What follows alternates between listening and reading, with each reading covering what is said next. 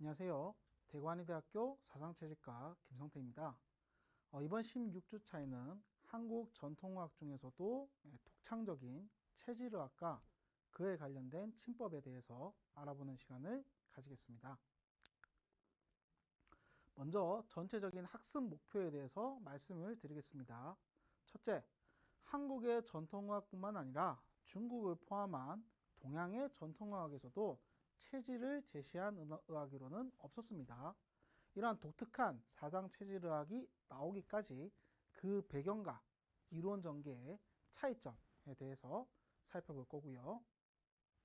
두 번째는 한국 전통의학과 현대의학 모두 인체는 하나의 동일한 생리와 병리를 가지고 있다고 보지만 체질의학의 경우에는 체질마다 생리와 병리가 다르게 됩니다.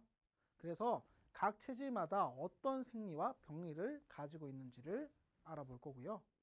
세 번째는 체질마다 생리와 병리가 다르고 그 결과로서 체질마다 얼굴 모양, 체형, 신체 증상뿐만 아니라 성격이나 행동 유형도 달라지게 됩니다. 그래서 각 영역에서 체질별 특징들을 알아보고 이를 바탕으로 여러분들이 체질을 감별하실 수 있게 되는 것이 목표입니다.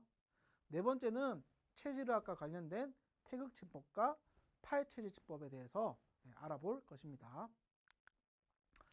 이번 시간은 사상체질의학의 기원, 체질의학과 한국전통의학과의 차이점, 체질의학의 5가지 특징들, 그리고 체질별 생리 및 병리에 대해서 살펴보도록 하겠습니다. 한국의 전통의학뿐만 아니라 현대의학에서도 인체는 동일한 생리와 병리를 가지고 있다고 봅니다. 그래서 신체 조건, 생활 환경, 바이러스 등 외부의 병적인 요인이 비슷하거나 동일하다면 병증도 같게 될 거고, 그러면 치료법도 같은 치료법을 쓰면 되는 거고, 결과도 동일하게 나와야 되고 부작용도 동일해야 되는 게 과학적으로 맞습니다만, 예로부터 지금도 그렇고요. 여러분들도 종종 느끼실 수 있듯이 조건이 거의 같더라도 어떤 이는 발열이 심하게 나타나는데 어떤 이는 발열이 거의 없다든지, 병의 진행 속도가 같은 나이 같은 기저질환인데도 현저하게 차이가 나고, 같은 치료법에 누구는 드라마틱한 반응을 보이지만 누구는 효과가 거의 없는 경우도 있습니다. 그렇다면 과거와 지금의 과학자 그리고 의사들이 이런 개인마다 다른 개별성에 대해서 몰랐을까요? 아니요. 그들도 이에 대해서는 알고 있었지만 지금까지는 다수의 대중을 대상으로 한 보편적 그리고 일관적인 의학과 기술을 발전시키는데 보다 주목했습니다. 그것이 대중적이기도 하고 또 경제적으로 효과가 더 있으니까요. 전 세계에 70억 명이 있는데 그 70억 명 모두 자기만의 고유한 어떤 특성들이 있을 것이고, 그 한 명 한 명에 꼭 맞는 맞춤의학을 연구하기에는 시간과 비용이 너무나도 많이 들게 됩니다. 이런 개인별 특성도 대체적으로는 4가지 유형으로 구분할 수가 있더라. 그리고 그 유형마다 이런 식으로 생리, 병리가 서로 다르다라고 제시하고 치료로 접근하는 것이 바로 사상체질의학입니다. 체질의학을 처음으로 제시한 것은 한국의 전통의학자였던 이재마입니다. 이 이재마는 조선 말기에 현재는 북한 지역에 위치하는 함경도 함흥 지역에서 태어났습니다. 이 당시 한국에서 가장 보편적이었던 유학을 공부했고, 유학자로서 정부 관직에 나아가서 나라가 바르게 돌아가는데 내 한 몸 기여하는 것이 목표였습니다. 하지만 이재마는 서자 출신이라서 당시의 출생을 따지던 한국 풍습에 따라서 관직을 얻기가 어렵고요. 또한 개인적인 건강 문제도 있어서 전국을 돌아다니면서 유학과 의학을 배우고 연구하는데 시간을 보내게 됩니다. 그 경험들을 바탕으로 인간적으로 또 사회적으로 바르게 사는 것이 무엇인지 제시하는 도덕학 서적이자 유학 서적이 격치고가 되고요. 이 격치고를 보시면 이재마의 철학 사상을 알 수가 있습니다. 그리고 자신을 포함해서 여러 환자들을 치료한 경험, 이런 것들을 모아서 체질의학을 제시하고 전개한 서적이 바로 동의수세보원입니다. 그래서 지금부터 뒤에 나오는 대부분의 내용들은 이 동의수세보원에서 나온 것입니다. 그럼 새로운 체질의학과 전통의학이 어떤 차이점이 있는지를 살펴보죠. 먼저 중국과 한국의 전통의학은 자연의 근본물질과 인간의 근본물질은 모두 기라는 것으로 동일하다고 봅니다. 이 근본물질이 서로 같기 때문에 자연과 인간은 서로 통하고 비슷한 이른바 상응 관계에 있게 되는 것이죠. 그래서 자연 현상을 설명할 수 있는 이론이 있다면 이를 가지고 인체의 현상도 같이 설명할 수가 있으니 그 이론이 바로 유명한 음양오행 이론입니다. 그래서 한국과 중국의 전통의학은 모두 이 음양오행 이론을 바탕으로 의학을 전개하였습니다.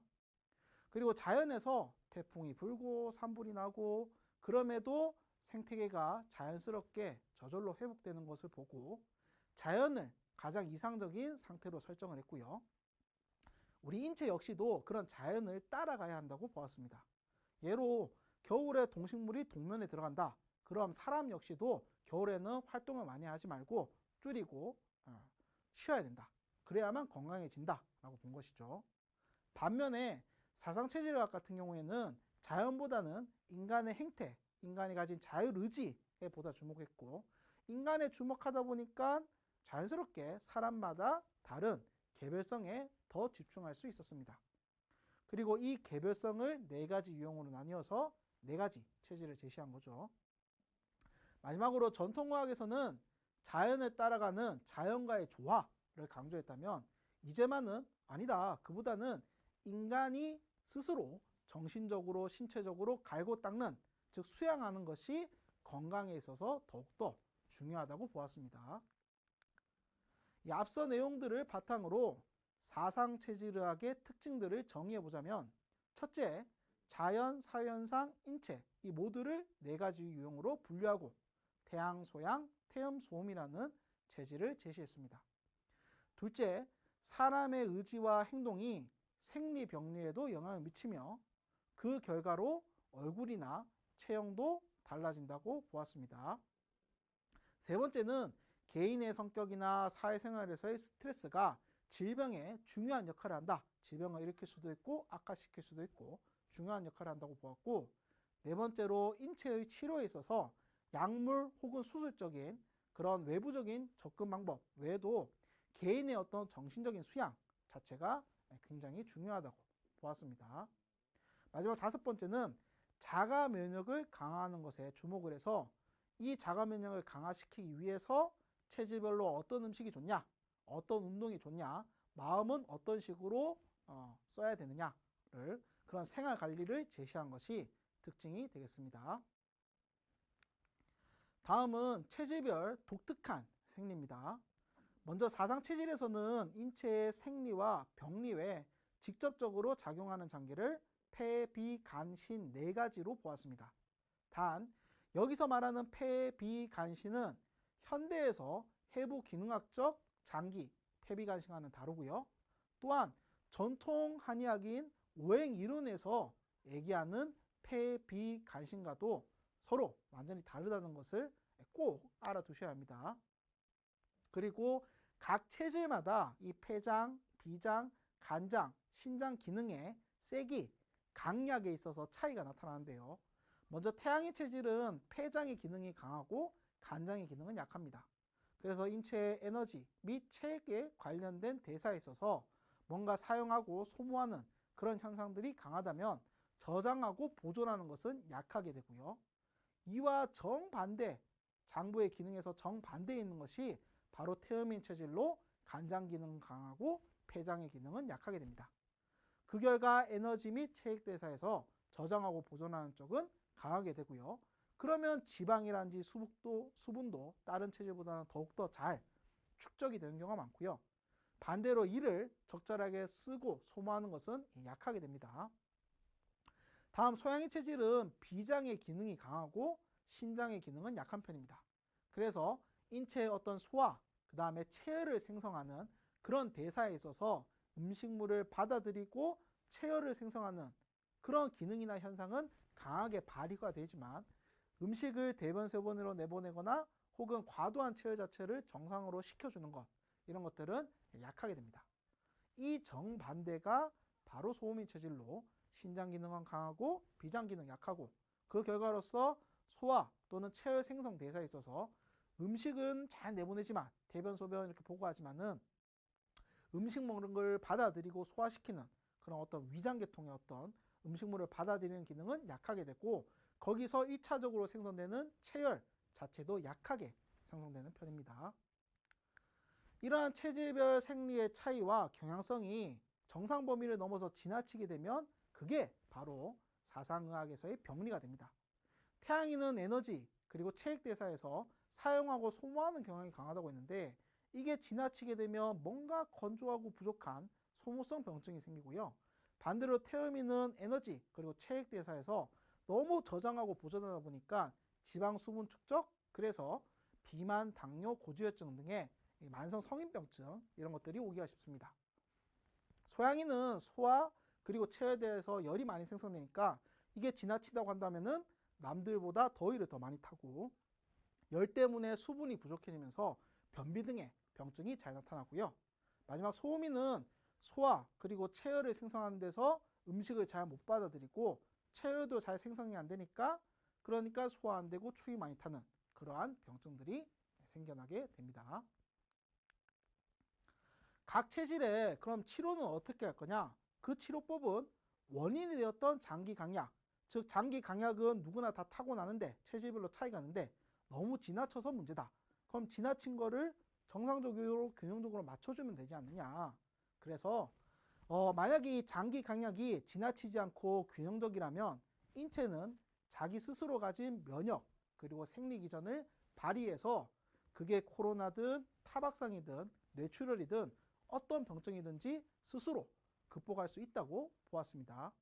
그래서 태양인은 약한 간장을 강화시켜줘서 에너지 체액 저장을 강화시키는 거고요. 태음인은 약한 폐장을 강화시켜서 에너지와 체액의 사용을 촉진, 소양인은 약한 신장을 강화시켜서 음식물 배출 및 체열시키는 것을 강화시키고요. 소음인은 약한 비장을 강화시켜서 소화와 체열 생성을 오히려 촉진시키는 것이 바로 체질의 치료 원칙이 되겠습니다. 이상으로 사상의학의 기원, 전통의학의 차이점, 사상의학의 특징, 독특한 생리병리에 대해서 알아보았습니다. 안녕하세요. 대구한의대학교 사상체질과 김성태입니다. 이번 시간에는 사상체질학의 백미, 체질별 특징에 대해서 알아보겠습니다. 이 체질별 특징을 알면 여러분은 자신과 환자의 체질이 무엇인지 감별할 수 있게 되는 거죠. 먼저 학습 목표입니다. 안면 형태에서 체질별 특징, 그리고 체형, 몸 형태가 어떻게 되는가, 체형에서 체질별로 특징이 있고요. 그 다음에 어떤 성격을 가졌느냐, 성격마다 체질별 특징이 있고, 마지막으로 평소 가지고 있는 증상, 소증 혹은 아플 때 나타나는 병증, 즉 신체 증상들에서 각기 다른 체질별 특징들을 알아보도록 하겠습니다. 이전 시간에서 말씀드렸듯이 체질마다 생리와 병리가 다르고, 따라서 치료법, 맞는 음식, 생활관리도 서로 다르게 됩니다. 따라서 사상의학에서는 환자가 무슨 체질이냐를 파악하는 것이 가장 핵심적이고 또 치료를 하기 위한 출발점이 됩니다. 임상진료에서 체질 감별할 때는 4가지 범주를 살펴보고 체질을 결정하게 되는데요. 이 4가지 범주가 바로 얼굴의 형태, 안면 형태, 그 다음에 바디쉐입, 체형, 그 다음에 성격과 신체 증상들입니다. 옆에 보시는 사진은 한국의 한의학연구원에서 발행한 사진인데, 체질이 확정된 한국인 수만여 명의 얼굴 사진을 체질별로 분류하고 한 대로 합성해서 어찌 보면 평균한 사진이라고 보시면 되겠습니다. 그래서 이 합성 사진에서는 각 체질별로 얼굴 특징이 좀 뚜렷이는 드러나지 않고요. 또 한국인만을 대상으로 하다 보니까 여러분들한테 그렇게 익숙한 모습은 아닐 겁니다. 먼저 체질별로 안면 형태의 특징을 볼 건데요. 첫 번째는 태양입니다. 요 그림, 현재 보시는 그림은 역시 한국 한의학연구원에서 발행한 건데요. 체질별 얼굴 특징들을 보다 강조하고 부각시켜서 이 그림으로 그린 겁니다. 이 태양인의 얼굴의 전체적인 인상을 한마디로 요약해보면 강해 보인다, 얼굴이 뚜렷하다 라는 겁니다. 그래서 그 태양인 얼굴을 처음 딱 봤을 때 이 사람 고집이 있구나, 의지가 확실하구나 라는 느낌을 얼굴에서도 느끼실 수가 있습니다. 부분적으로 살펴보게 되면 넓은 이마를 가지고 있고요. 눈꼬리는 올라간 편이고 눈빛은 바짝이는 것을 넘어서 강하다라는 느낌을 주는 경우가 굉장히 많습니다. 그리고 얼굴의 바깥 둘레를 봤을 때는 원형으로 생겼거나 혹은 각진 사각형이 많고요. 그리고 광대뼈가 두드러지면서 귀가 큰 경우가 많습니다. 이와 같은 특징은 한국을 포함해서 동양인보다는요, 서양인 얼굴에서 나타나는 경우가 많고요. 실제로 동양보다는 서양의 태양인들이 훨씬 더 그 숫자가 많은 편입니다. 다음은 서양인의 얼굴 특징입니다. 전체적인 인상은 날렵하다, 민첩해 보인다 라는 겁니다. 그리고 부분적으로 봤을 때는 머리 위는 넓지만 턱으로 갈수록 좁아지고요. 그리고 이렇게 뾰족한 역삼각형의 형태를 보이는 경우가 많습니다. 그 옆에서 봤을 때는 이마와 뒤통수, 간의 길이가 긴 편이 많고요. 이거를 이제 예를 들자면 영화 에일리언의 그런 두상과 비슷하다고 볼 수 있습니다. 그리고 눈꼬리는 태양인과 마찬가지로 올라간 편이고요. 이마는 앞으로 많이 튀어나온 편, 또한 콧대가 높고요. 코끝도 뾰족하고 높고, 그래서 눈썹뼈와 콧뼈를 연결한 이른바 T존이 두드러지게 보이는 편입니다. 아래로 내려와서 입술은 얇은 편이고요. 턱은 V자 형태로 뾰족한 경우가 많습니다. 이러한 소양인 얼굴들은 한국의 K-팝에서 자주 볼 수 있는 남자 아이돌 가수들의 얼굴과 비슷하다고 보시면 되겠습니다. 다음은 태음인 얼굴 특징입니다. 전체적인 인상은 과묵하다, 조용해 보인다, 뭔가 무게감이 있다, 중후하다는 느낌을 받기가 쉽습니다. 부분적으로 살펴보면은 얼굴 둘레는 둥근 편이고요. 이마, 눈, 코, 입술 등에서 앞으로 많이 튀어나오거나 혹은 안쪽으로 깊숙이 꺼진, 즉 들어간 그런 높이 차이가 없이 전체적으로 평평한 경우가 많고요. 이거를 이제 넓적한 팬케이크에 비유할 수가 있겠습니다. 이마, 눈, 코, 입술 요걸 하나하나 놓고 보자면 보통은 이제 하나하나가 전부 다 큰 편이고 두툼한 편이고요. 이 턱뼈, 하악골 자체도 잘 발달되는데 콧대 자체가 굉장히 낮기 때문에 현대적으로는 아름답다, 그런 미의 기준과는 좀 먼 거리가 있습니다. 여러분 앞에서 얘기하는 제가 바로 태음인이고요. 전형적인 태음인 얼굴을 가지고 있기 때문에 앞서 말씀드린 점들을 제 얼굴과 비교해서 보시면 보다 쉽게 이해하실 수 있을 겁니다. 다음은 소음인 얼굴 특징입니다. 전체적으로는 순하다, 섬세하다 라는 느낌을 받을 수가 있고요. 부분적으로 뜯어보면 얼굴 둘레는 계란에 가까운 타원형 혹은 말의 얼굴처럼, 홀수의 얼굴처럼 위에서 아래로 긴 형태도 종종 있습니다. 그 다음에 눈썹 사이의 부분이 약간 뭔가 꺼져 보이는 들어간 경우가 많고요. 눈꼬리는 수평 혹은 아래로 늘어진 경우가 많습니다. 마지막으로 하악골 자체는 발달된 편인데요. 흔히 동양인의 얼굴 형태로 태음인과 소음인들을 꼽는 경우가 많습니다. 태음인 얼굴은 중국에서 많이 볼 수가 있고요. 일본과 한국에서는 소음인 얼굴을 많이 볼 수가 있고요. 마지막으로 중국 위쪽에 있는 몽골 지역에서는 소양인의 얼굴을 많이 볼 수가 있습니다. 그래서 소음인 얼굴의 대표적인 예를 든다라고 하면은 여러분도 아는 세계적인 피겨 스타죠. 김연아가 소음인의 얼굴이 되겠습니다. 자, 이제 체질별 체형에 대해서 알아볼 건데요. 먼저 말씀드리고 싶은 점은 이 체형은 후천적인 영향을 많이 받는다. 어릴 때 뭐 배드민턴, 자전거, 특정 종목의 운동을 많이 한다면 어깨, 다리가 현저히 발달되기 때문에 혹은 사고를 당해서 특정 부위가 약해졌다. 혹은 갑상선 질환을 앓아서 갑자기 체중이 는다든지 그런 후천적인 영향을 받을 수가 있습니다. 따라서 여러분은 임상에서 환자 운동, 질환, 사고 등 과거를 먼저 묻고 파악한 뒤에 그 다음에 체형을 살피셔서 체형이 무슨 체질에 가깝겠구나를 보셔야 됩니다. 만약에 특별한 후천적인 영향이 없다라고 한다면 태양인의 체형은 머리 크고요. 목이 굵고 그 다음에 위로 길고요. 어깨 또한 넓습니다. 그에 반해서 허리하고 골반은 가늘고 약해 보이고요. 그리고 살집은 보통 마른 편, 살이 별로 없고 특히 다리 쪽에 살이 없고 가는 경우가 많습니다. 다음 소양인의 체형은 갈비뼈가 감싸고 있는 가슴 부위가 제일 두드러지게 보이고요. 그리고 근육 또한 잘 발달되는 편입니다. 흔히 이제 웨이트 트레이닝 한다고 했을 때 근육이 제일 빨리 붙는 체질, 그게 바로 소양인입니다. 근육이 잘 붙다 보니까 소양인들이 또 운동을 하기가 좋아하고, 소양인들이 운동을 많이 하다 보면은 대흉근이 발달되고 식스팩을 가진 경우가 많습니다. 하지만 근육이 붙는다 하더라도 골반 쪽은 굉장히 가늘고 다리도 빈약한 편이 많고요. 그래서 앞서 얼굴에서 역삼각형이라고 말씀드린 것처럼 이 체형에 있어서도 소양인은 역삼각형 몸매를 가진 경우가 많습니다. 그리고 제가 근육이 붙는다고 했는데 전체적으로는 뭔가 근육이 많은 우락부락한 그런 근육질보다는 날렵해 보이는 경우가 훨씬 더 많고요. 실제로 행동이나 말투에서도 굉장히 빠른 경우가 많습니다. 근데 이 빠른 행동이 너무 지나치다? 그러면 산만해 보이실 수도 있습니다. 다음 태음인의 체형은 허리 굵고요. 그 다음에 배도 이렇게 튀어나온 경우가 많습니다. 태양인과는 반대로 목의 길이가 이렇게 짧은 편이고요. 저처럼 살이 많이 찌게 되면 목이 아예 이렇게 보이지 않는 경우도 있습니다. 대체적으로는 몸집과 골격이 큰 편이고요. 에너지와 체액을 자꾸 보존하는 그런 생리 특성 때문에 지방이 축적되면서 이 비만인 경우가 많습니다.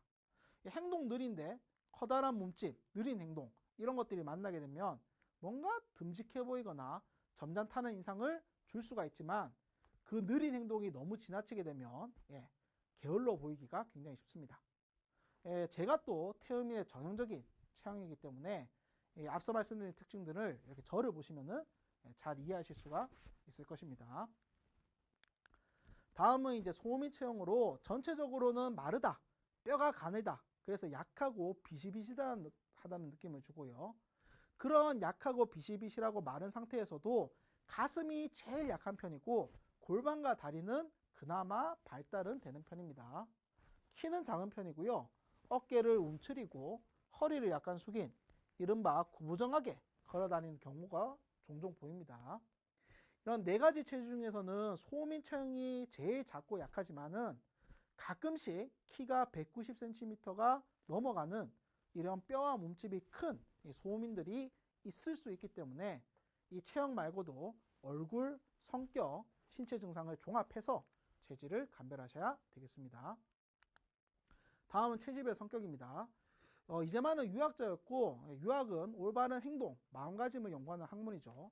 따라서 이재만은 체질별 성격에 대해서 이제 많은 내용을 서적에 남겼는데 실제 임상에서는 정신의학과가 아닌 이상 여러분들이 환자와 대화하고 행동 양상을 살피는 시간은 매우 부족합니다. 따라서 환자의 성격을 제대로 파악하기는 매우 어렵다. 이거를 감안을 하셔야 됩니다. 자, 태양인의 성격을 살펴보자면 태양인은 사회적인 활동이 왕성하고요. 그 다음에 진취적이고 남들이 생각하지 못한 걸 생각하는 이른바 창의적인 편이 많습니다. 근데 자존심은 굉장히 강하고요. 또 자신이 생각했다는 것은 무조건 맞다고 생각하는 그래서 독단적인 경우가 많습니다. 역사적으로는 그림과 같이 나폴레옹의 성격이나 행동이 태양인의 성격, 행동과 비슷하다고 볼 수 있습니다. 소양인의 성격을 보자면 집이나 실내에 있기보다는 바깥으로 나가서 하는 것을 좋아하고요. 모르는 사람과도 굉장히 쉽게 잘 어울리는 편입니다. 그리고 앞서 체형에서 행동이 빠르다라고 말씀드렸는데 어떤 판단 또한 빠르고 쉽게 내립니다. 대신에 그 판단들 자체가 꼼꼼하거나 정밀하지는 못한 편이죠. 그리고 여러 가지 일을 벌이고 동시에 진행하는 이른바 멀티태스킹을 좋아하긴 하지만은 그 각각의 일들을 최종적으로 다 마무리 짓는 것은 잘 못하기 때문에 하다가 중도에 포기하는 경우들이 소양인들은 많습니다. 다음 태음인의 성격은 겉으로는 점잖하고 조용한데 근데 속으로는 그 생각이 굉장히 많습니다. 그리고 행동은 느리고 둔하고 눈치가 없다라는 소리를 종종 듣고요. 하지만 자기가 좋아하는 사람, 친구들한테는 진짜 한없이 다정하고 다 퍼주는 성격이고요. 마지막으로 태음이는 뭔가 익숙하지 않은 것, 변화 이런 것들을 굉장히 싫어하는 경우가 많습니다. 그래서 여행을 간다 하더라도 좀 많이 가봤던 곳, 익히 잘 아는 곳에 또 가는 경우가 많고요. 뭔가 모르는 많은 사람들 앞에서 발표를 하거나 연설을 하게 되면 굉장히 긴장하고 부담감을 느끼고 심하면 가슴 자체가 두근두근거려서 힘든 경우도 있습니다. 소음인의 성격은 사회적인 교류를 잘 하면서도 한편으로는 내성적입니다. 그러니까 필요할 때에는 다른 사람들과 어울려서 사회생활을 하지만은 그 사회생활이 끝나면은 바로 자기만의 어떤 시간, 공간을 꼭 가져야 몸이 회복되는 사람들이, 마음도 회복되는 사람들이 소음인이 되겠습니다. 그리고 예민하고 섬세한 편이고요. 어떤 정밀한 작업들을 잘하고 계획적이고 사무적이어서 어떤 일반 사무직에 잘 맞는 편입니다. 하지만 고집이 굉장히 세고요. 특히 어떤 자기만의 시간, 공간을 침범당한다? 그러면 아무리 친한 친구나 가족이라 하더라도 짜증이나 화를 내는 경우가 많습니다. 자, 다음은 체질별로 독특한 신체 증상을 볼 건데요. 여기서 유의하실 점으로 뒤에 나오는 모든 신체 증상은 해당 체질에서만 보이는 게 아니라 다른 체질에서도 다 나타날 수 있습니다. 모든 체질에서 변비 생길 수 있고 변비 오면 불편한 거 모든 체질도 다 그렇습니다. 단 어떤 체질은 일주일 넘게 변비가 생겨도 불편한 게 조금이지만은 어떤 체질은 하루 변비가 생긴다 하더라도 굉장히 불편감을 느끼는 경우가 많습니다. 그래서 같은 증상이라 하더라도 그에 대한 반응이라든지 경향성에서 체질별 차이가 나타나는 것입니다. 먼저 태양인의 특이한 신체 증상을 보자면 태양인은 건강이 나빠지게 되면 소변이 시원하지 않거나 잦아지는 경우가 잘 나타납니다. 또한 피곤하다고 할 때는 음식물을 삼키기가 힘들어지고요. 가슴에 뭔가 비은 것 같은 서늘한 느낌, 그런 느낌이 드는 경우가 잦습니다. 많고, 그리고 땀을 많이 흘리게 되면 다른 체질보다 조금 더 피곤해하는 편이 많습니다. 다음 소양인은 건강이 나빠지게 되면 대변 딱딱하거나 보는데 시간이 오래 걸리는, 즉 변비가 나타나는 경우가 많고요. 반대로 변비가 나타났을 때 가장 불편함을 많이 느끼는 사람도 역시나 소양인이 됩니다. 그리고 다른 사람이 소양인 손발을 만지게 되면 뜨겁다 라고 하는 경우가 많고요. 소양인도 스스로 더위 타고 그래서 차가운 음식, 물 이런 것들을 많이 좋아하는 편입니다. 그리고 행동, 성격이 급하다고 했는데 식사할 때도 역시나 굉장히 빠르게 식사를 마치고 자기 할 일을 하는 경우가 많습니다. 태음인은 건강이 나빠졌을 때 운동 혹은 사우나를 통해서 땀을 흘리게 되면 건강이 좋아지는 편입니다. 그리고 낯선 환경에 있거나 긴장하면 앞에서 말씀드렸듯이 가슴이 두근거리거나 땀을 흘리는 경우가 많고요. 그리고 대식가 많이 먹는 경우가 많고 또 많이 먹더라도 소화가 잘 되는 편이고 근데 혹시나 속이 불편하다 하더라도 식사 시간이 되면 그 불편함을 참고 계속 밥을 먹는 경우가 많습니다. 그래서 먹기는 많이 먹는데 행동은 느리고 바깥에 나가는 거 좋아하지 않으니까 당연히 살이 잘 찌겠죠. 마지막으로 소음인은 4가지 체질 중에서는 이제 소화기가 제일 약하고요. 이 아랫배를 만져보면은 찬 경우가 많습니다. 앞서서 태음인은 속이 불편해도 참고 막 먹는다고 했지만 소음인은 속이 불편하게 되면 바로 식사를 중단합니다. 건너뛰고요. 그리고 아주 더운 여름에도 남들은 다 땀을 많이 흘리는데 소음인 혼자서 땀이 별로 안 나는 경우가 많습니다. 그리고 추위를 많이 타는 편이고요. 그래서 따뜻한 음식, 물을 좋아하는 편입니다.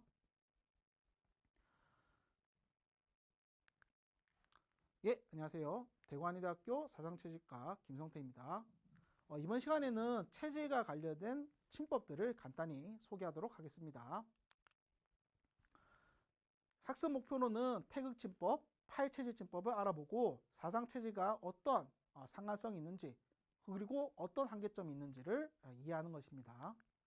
먼저 사상체질을 제시한 이재만가 어떤 치법을 제시했는가를 알아봐야 되는데 결론부터 말씀드리면 이재만은 체질에 따른 혈자리, 침법을 제시한 게 없습니다. 기존 전통의학에서 체질 개념 없이 사용하던 처방들, 그러니까 한약들 처방들은 체질별로 분류하고 약제를 추가하거나 빼서 이 각 체질에 맞게 이 탕약 자체를 변형시켜서 책에 막 적어놨습니다. 제시했습니다.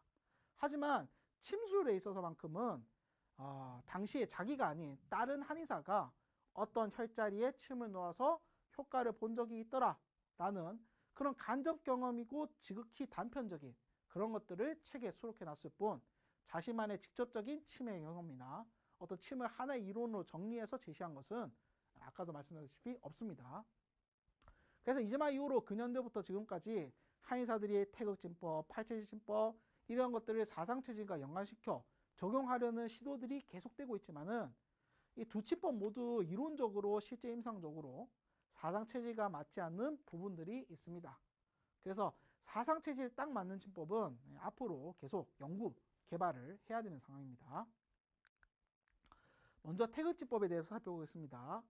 이 태극치법은 근현대에 이병행이라는 한의사가 침도 원류 중마라는 서적에서 사상 체질에 맞는 침법으로서 이 침법을 제시했습니다.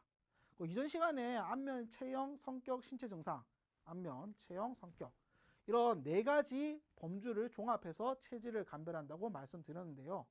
태극진법에서는 이에 하나 더 추가해서 수, 소음, 심경의 혈자리들을 보한 뒤에 몸의 반응을 살펴보면 체질을 감별할 수 있다고 제시했습니다.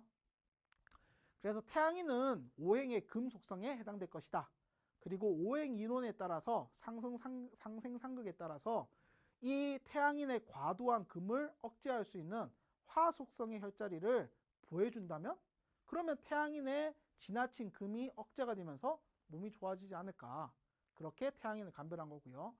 마찬가지로 소양인 같은 경우에는 화 속성으로 설정하고 수소음 신경에 있어서 수 속성 혈자리인 소혈의 보법을 써서 좋아지면 소음인, 태음인은 목 속성으로 보고 수소음 신경의 금 속성 혈자리인 영도혈의 보법을 써서 좋아지면 태음인, 마지막 소음인은 수 속성으로 보고 수소음 신경의 토 속성 혈자리인 신문열의 보법을 사용해서 좋아지면 소음인으로 감별을 하였습니다. 체질 감별 이후에 해당 체질에 이제 본격적인 치료로 들어가야겠죠. 앞서 체질별 생리에서 나온 장기의 강약을 보완하는 식으로 침도 치료를 하게 됩니다. 그래서 태양인은 장기 기능이 폐장 강하고 간장 약하죠. 그러면 폐장 강한 거를 억제하고 약한 간장을 강화시키게 되면 이런 강약의 균형이 서로 맞게 되면서 건강해진다는 겁니다. 그래서 태양인은 약한 장기 간장의 경락에서 원혈인 태충혈의 보법을 쓰고요. 강한 장기인 폐장 경락에서 원혈인 태연혈의 사법을 쓰게 됩니다. 이 태양인과 장기 기능의 강약이 정반대가 되기 때문에 태음인의 치료 방법은 이 태양인의 정반대로 하시면 태음인의 치법이 되고요. 소양 같은 경우에는 약한 장기인 신장의 경락에서 원혈인 태계혈 보법, 강한 장기인 비장의 경락에서 원혈인 태백혈의 사법을 씁니다. 이 태양인 마찬가지로 소음인도 이 소양인과 정반대가 되기 때문에 이 소양인의 치법을 정반대로 바꾸면 이 소음인 치법이 되죠. 그러면 소음인은 소음인한테 강한 장기인 신장을 사법을 이용해서 억제를 해야 되는데 침술에 있어서 옛날부터 신장의 경락은 사법을 쓰지 않는 것이 원칙입니다. 그 때문에 신장을 직접적으로 사법 쓰는 대신에 신장과 짝이 되는 소화기계인 대장 경락의 사법을 사용하는 것이 소음인치법에서 약간 다른 점이라 보시면 되겠습니다. 이상의 태극진법은 실제 임상에서 활용되는 경우가 굉장히 적은데요. 바로 지금부터 말씀드린 이론적인 이 한계점들 때문입니다. 먼저 태극진법에서 사용하는 12경락은 음양오행의 이론들이 바탕이기 때문에 사상체질과는 완전히 다릅니다. 즉 12경락 및 음양오행에서 말하는 폐장이 사상체질에서 얘기하는 폐장과 같지가 않다는 거죠. 그래서 12경락 및 음양오행에서 예를 들어서 12경락 및 음양오행에서 폐장은 에너지, 체액을 모으고 보존한다면은 사상과학의 폐장은 정반대로 에너지나 체액을 분산시키고요. 소모하는 성격을 지니게 됩니다. 따라서 12경락의 폐장의 보법을 사용한다고 해서 사상의학에서 말하는 폐장이 강화가 된다고 볼 수가 없는 겁니다. 이런 이와 같은 치명적인 이론의 한계점이 있기 때문에 이 태극진법이 사상체질 학계에서도 언급되거나 사용되는 경우는 적은 편입니다. 자, 다음은 팔체질 침법입니다. 팔체질 침법은 한의사 권도원이 창시한 침법으로서요. 4가지 체질이 아니라 금은 금양, 목은 목양, 토음 토양, 수음 수양 총 8가지의 체질을 제시했습니다. 그리고 또 다른 체질 차이점은 사상 체질은 안면이나 체형, 성격, 신체 증상들을 종합해서 체질을 구분하는데 팔체질은 절대적으로 맥진만을 이용해서 체질을 구분합니다. 아무리 얼굴, 체형, 성격이 A라고 하더라도 맥에서 B 체질이 나오게 되면 팔체질 침법은 B 체질로 간주하게 됩니다. 그리고 보법, 사법, 치매 자극법에 있어서도 엄격한 제한이 있는데 보사법에서는 경락의 방향과 같은 방향 혹은 반대 방향을 이용하는 영수보사법만을 사용하도록 되어 있고요. 자극 같은 경우에는 일반적으로 많이 사용하는 유침법, 즉 침을 꽂아놓고 기다리는 이 방법이 아니라 단자법이라고 해서 침을 바로 꽂은 다음 즉시 발침하는 이런 단자법을 수십 번 반복하는 것이 팔체질침법의 특징이 되겠습니다. 이 팔체질침법이 맥진으로만 체질을 감별해야 되기 때문에 이 맥진 자체가 굉장히 정확해야 되겠죠. 그래서 환자의 왼쪽 맥과 오른쪽 맥을 각각 측정해서 양측을 비교해서 측정하게 되는데 주의하실 점으로는 의사가 양측 손을 동시에 측정하는 것이 아니라 왼쪽 그림과 같이 한쪽 손을 직맥을 하고 측정이 끝난 다음에 반대쪽 맥을 다시 한 손으로 측정하여야만 이 맥의 강약 차이를 정확하게 느끼실 수가 있습니다. 그래서 오른쪽 그림을 해석하자면 환자의 오른쪽 손 맥진에서 의사 손의 중지가 닿는 부분이 강할 때 그림과 같이 우측 2번이 강하다고 표시, 환자의 왼쪽 손 맥진에서 의사 손의 약지 부분이 강할 때 그림과 같이 좌측 3번이 강하다고 표시를 합니다. 이렇게 조합되는 맥상, 맥의 형태는 바로 풀모토니아, 금양체질이라는 것이죠. 이 동일하게 환자 오른쪽 손에서 의사의 검지가 닿는 부분이 강하고 환자의 왼쪽 손에서 의사의 약지가 닿는 부분이 강하다. 그렇다면 콜로토노니아, 금음 체질이 되는 것입니다. 같은 방식으로 위에서부터 판크레오토니아 토양, 가스트로토니아 토음, 헤파토니아 목양, 콜레스토니아 목음, 렌토니아 수양, 베시코토니아 수음 체질이 되겠습니다. 맥진을 통해서 체질 감별이 끝나면 이제 치료로 들어가야겠죠. 이런 팔체질 침법의 치료는 사상 체질과 마찬가지로 각 체질마다 장기 기능의 강약이 다르면 이를 조정해 두면 되는 겁니다. 그래서 왼쪽 그림은 금양 체질의 장기 기능 차인데요. 간장이 제일 약하게 되어 있고요. 그 다음으로 신장이 약하고 심장이 약하고 폐장은 가장 강한 걸 볼 수 있습니다. 이제 약한 장기를 강화하고 강한 장기를 억제해야 되는데 이때는 오행의 상생상극 이론을 응용합니다. 예로 금양 체질은 간장이 제일 약하고 이 간장은 오행에서 목의 속성에 속합니다. 오행에서 목을 강화하려면 수 속성의 상생작용이 필요합니다. 그래서 수 속성의 혈자리 중에서도 약한 장기인 신장경락, 수속성인 응곡혈, 약한 간장경락의 수속성인 곡천혈에 보법을 적용하게 되면 궁극적으로는 목 속성의 간장 기능이 강화가 되는 것이죠. 이상의 원리에 따라서 팔체질마다 가장 기본이 되는 치료법 혈자리를 표시하면 이 다음 표와 같습니다. 금양체질은 응곡, 곡천혈의 보법, 경거중봉의 사법, 금음체질은 대돈소상의 보법, 응곡, 척택의 사법열을 써야 되고요. 토양체질은 경거부류열의 보법, 태백, 태계열의 사법을 써야 되고 토음체질은 응곡, 음릉천열의 보법, 경거상구열의 사법을 써야 됩니다. 이 목양체질의 경우에는 금양체질과 이 장부 기능의 강약이 정반대가 되기 때문에 이 치료 자체도 정반대로 하시면 되고요. 마찬가지로 목음, 금음과 정반대, 수양은 토양체질과 정반대, 수음은 토음체질과 정반대가 되기 때문에 앞서 나왔던 치료법들을 정반대로 적용하시면 되겠습니다. 이러한 팔체질 침법은 한국만 아니라 외국에도 많이 알려진 침법이고요. 임상진료에서도 이렇게 유의한 효과를 보는 경우가 많아서 실제로 많이 쓰이는 치료법입니다. 근데 팔체질 침법을 사상체질에 적용할 때 어떻게 사용하느냐? 일단 금음, 금양체질 같은 경우에는 태양인 중에서 양적, 음적인 차이가 있는 거다.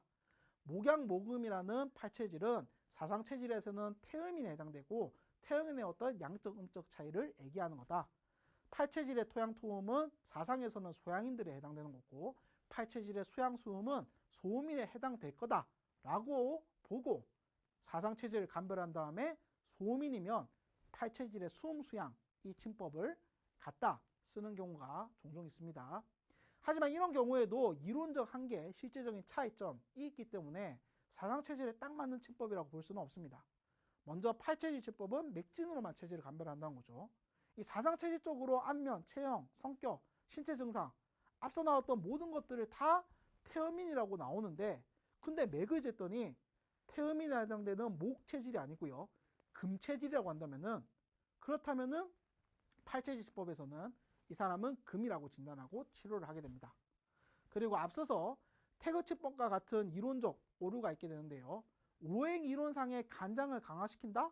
그럼 사상체질의 간장이 기능이 강화되냐? 그렇게 볼 수는 없는 거죠.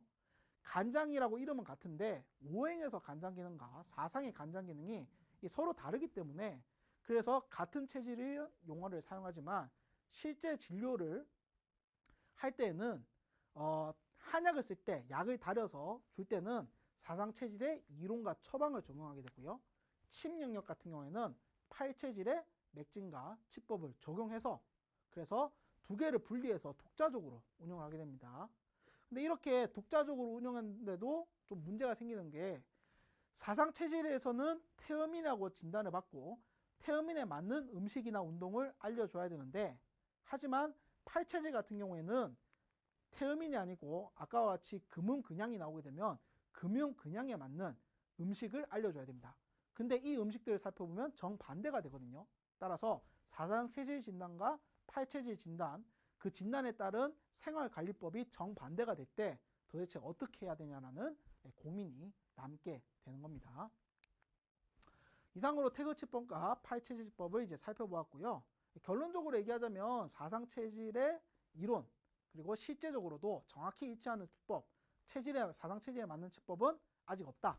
그래서 사상체질 전문가도 침을 써야 할 때는 사암침법, 동시침법, 팔체질침법 이런 여러 침법을 다양하게 사용하고 있는 실정입니다. 그래서 이런 체질에 맞는 침법은 지속적으로 연구를 통해서 개발이 돼야 될 것으로 보입니다. 이상으로서 사상체질학과 관련된 침치료에 대해서 알아보았습니다. 감사합니다.